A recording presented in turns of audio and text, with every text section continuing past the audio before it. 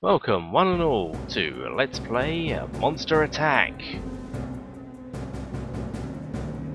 As you can see, it's an incredibly ugly title screen we've got here. Even more so than Global Defense Force, which was quite ugly itself. I'll be quiet now.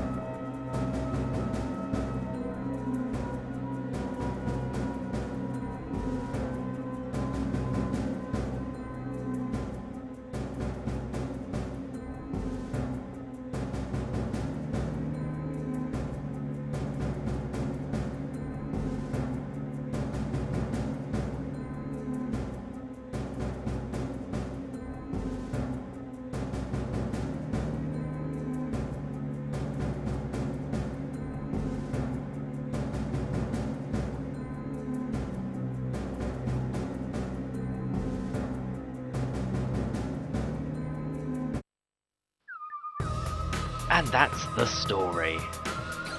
A lovely cheerful start of the game, as turns out Japan's the only one left standing. May notice we start off with exactly the same weapons as we did in Global Defense Force. 2 types of grenade, the Goliath 1 and the AS-18. So you may notice that a lot of the descriptions are simpler, they're shorter, actually different. I'm not going to be transcribing these because I don't care. I just don't care. As you're probably aware, due to my constant repetition, this is Monster Attack, the English release of Earth Defense Force number 1. The first Earth Defense Force, this is where it all started. As you are probably aware by now, thanks to my constant repetition, Monster Attack is the English release of Earth Defense Force 1, originally a simple 2000 series budget title. This was a budget release, translated into English by Agetec Software, a D3 publisher. Compared to Global Defense Force in 2017, this game is not very good. It's short, it's only got 10 enemy types as far as I can tell. There's only one playable character. It's got the least amount of weapons in the series, and is also quite substantially worse looking than Global Defense Force. Obviously, EDF 2017 being a remake of this game looks much better and has many more enemies and environs. Get right into the action. One thing this game does have is the vehicles.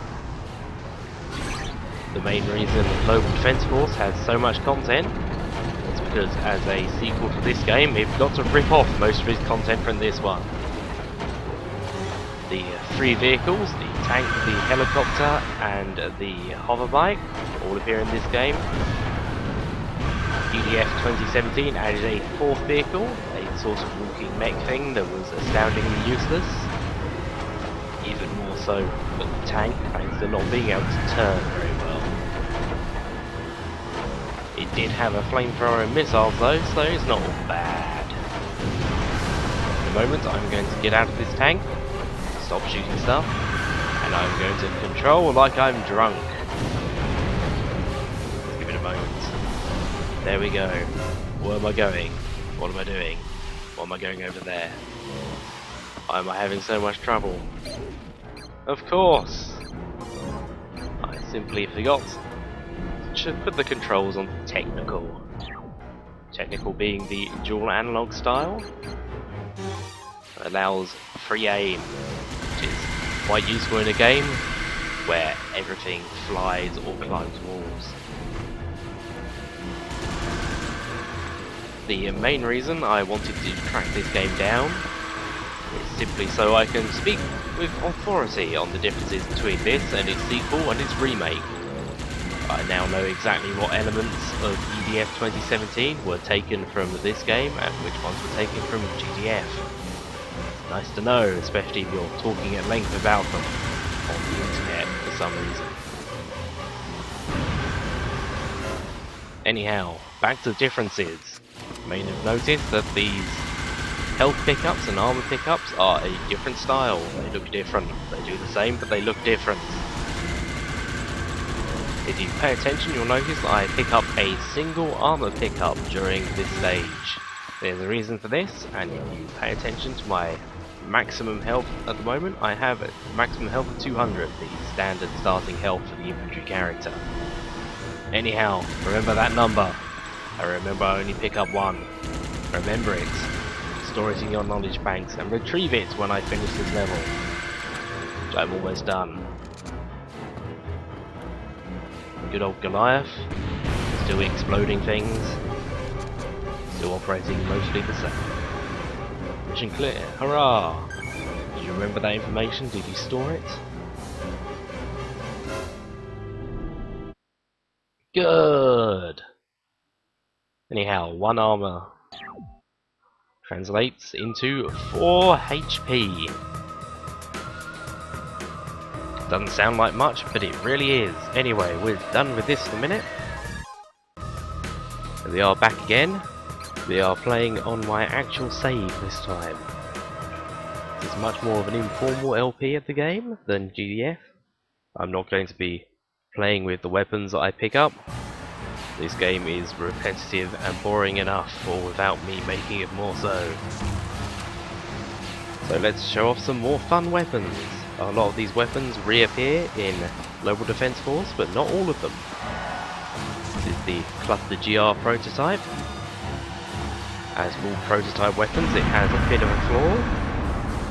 It takes absolutely ages for the clusters to explode, and it lags my game out like nobody's business.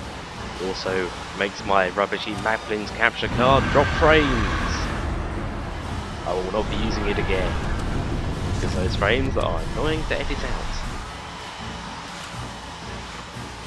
Gameplay wise, the biggest difference between this game and its sequels is that enemies lose their collision data when you kill them, at least the ants do. Their bodies remain, but we can shoot through and walk through them.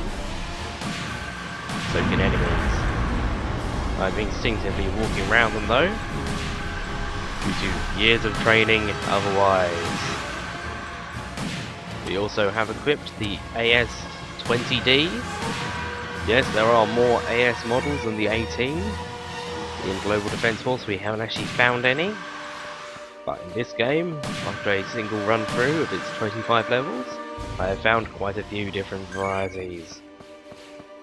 AS-20D is a standard D variant, in that it has few shots, but they are quite powerful.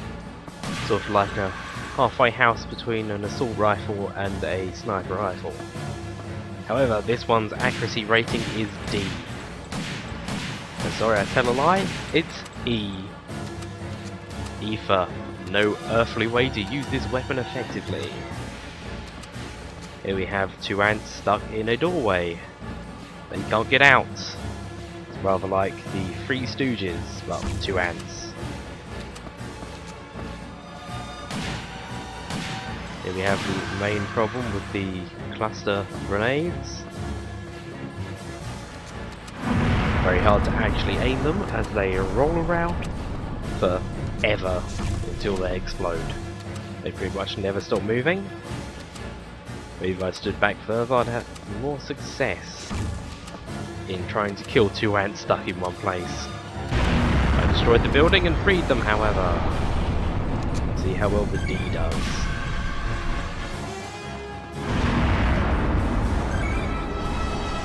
also collecting pickups this time, as this is my main save.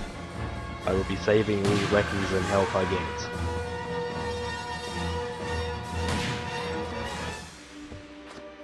And we're done, we did it. Those ants are out of our pants. Goodbye.